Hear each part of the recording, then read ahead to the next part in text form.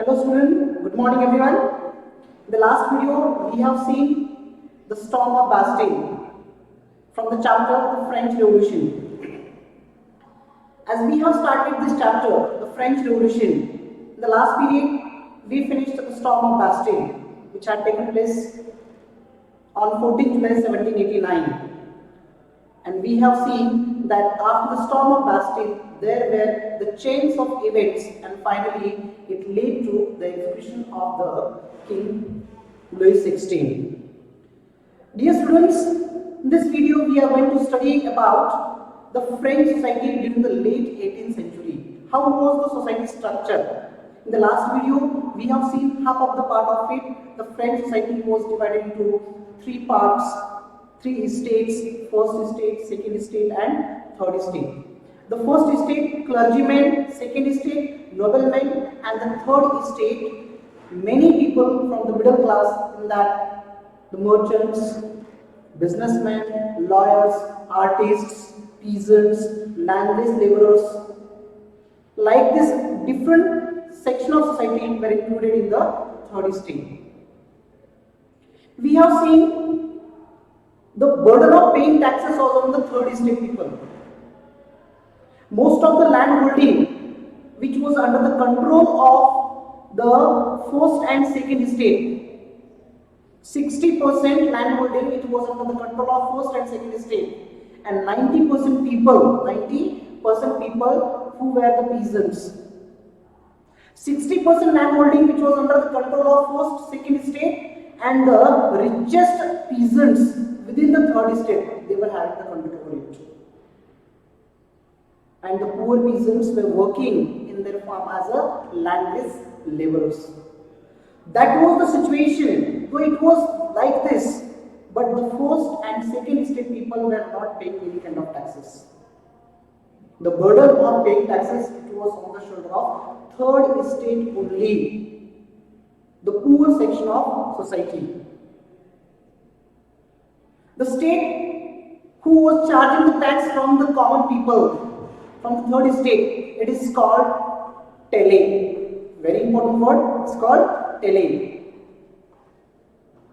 The direct tax which the French government extracted from the third estate people, taken from the third estate people, it is called taille. And the churches who also extracted their 10% of the total production of the peasant in the form of taxes, they also take it from the common people, especially from the peasants. It is called tithes. So the direct tax from the state, by the state, it is called taille, and the churches also extracted their share. It's called tithes. Let us see the next slide.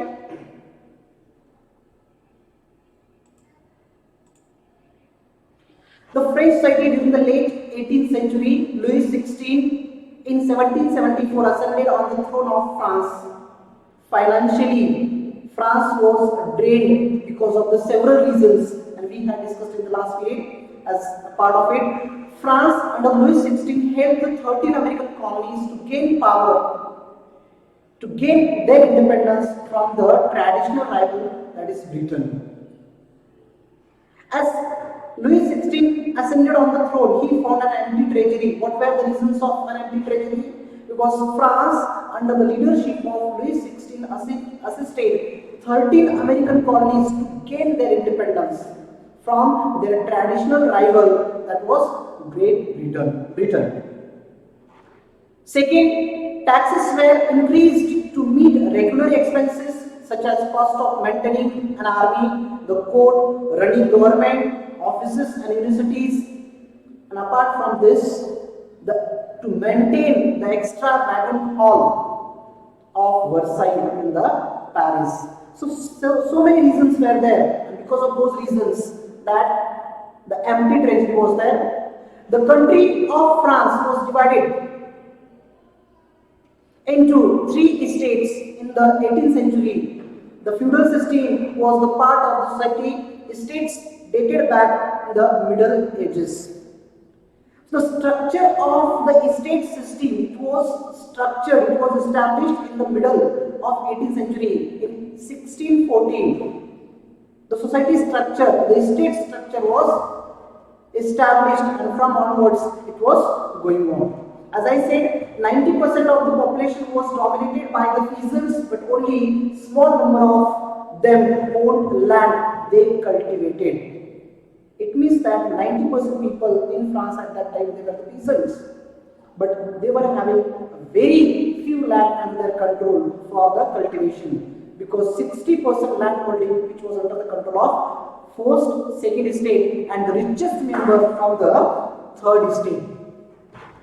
It is like this: 60% was owned by the nobles, the church, and the other richer members of the third estate, the clergy and the nobility. Members of the first two estates enjoyed certain privileges by birth. What kind of privilege it was? Because they did not to pay tax to the state or the church. The people of first estate and second estate, clergymen and nobility, both were exempted from the paying taxes, and the burden of paying taxes was on the shoulder of third estate only. These groups of members were exempted from paying taxes and enjoyed certain privileges. Next, all members of the third estate had to pay taxes to the state, which included a direct tax called tally and a number of indirect taxes which were levied on the day-to-day articles which were consumed in our day-to-day life, like salt and tobacco. The French government, who had applied taxes on the daily articles like tobacco and salt, on such articles, such food items, they were extracting taxes from the common people. And as I said, that churches also extracted their share of tax, which is called tithes. So two important concepts are here, my dear student. Tele, a direct tax to the state government, a French state government is called tele, and churches also extracted their share, 10% from the peasant, it is called tithes. So these are the important concepts are here. Next, the struggle to survive, which had happened in the French society during the old regime. The constant which had happened something, it was the subsistence crisis. The population in France, especially the population in France, which has increased. Increase in population led to rapid increase for the food grains. But as population increased, the food grain did not increase. So the demand for food grain increased, but the production of food grain did not increase. Most of the people in France at that time, they were working as a laborer in the workshops. And the owner of that workshop decided the wages of the worker. As the price of bread increased, their wages did not increase. So it was very difficult for the laborer to manage, to purchase with increased prices. That was the situation. And so they were not getting anything to eat. Their wages did not increase, but the prices of food increased.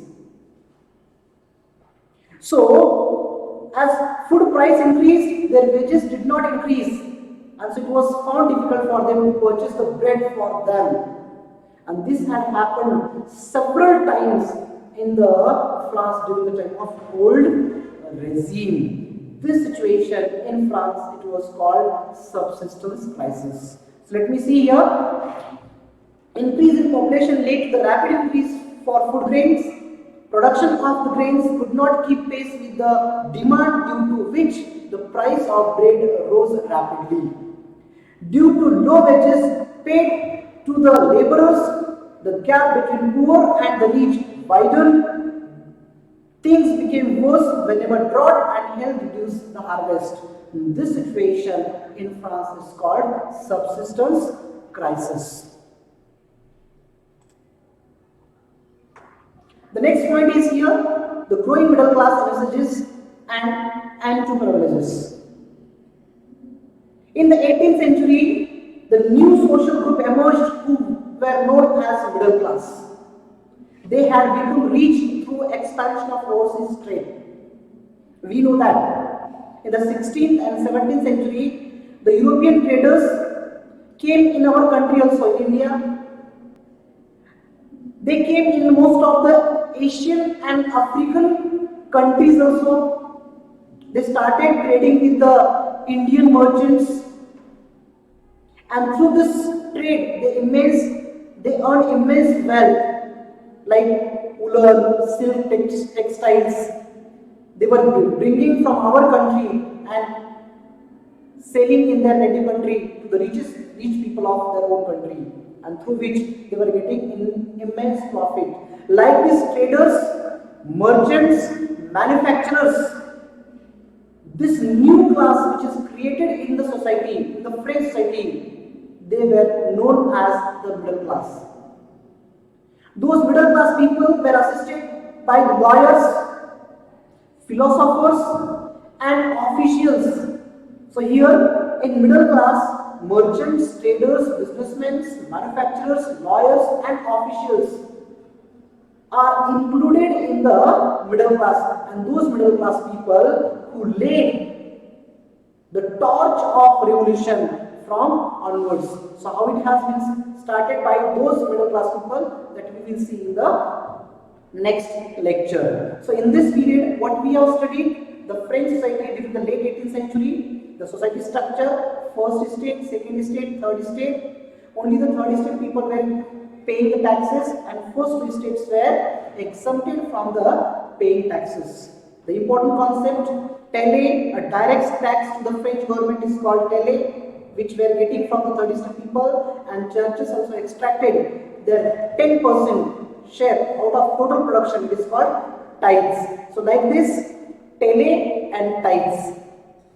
Even though the French government who levied the taxes on the day-to-day consumption articles like tobacco and salt. And the next point which we have studied, that is subsistence crisis. As population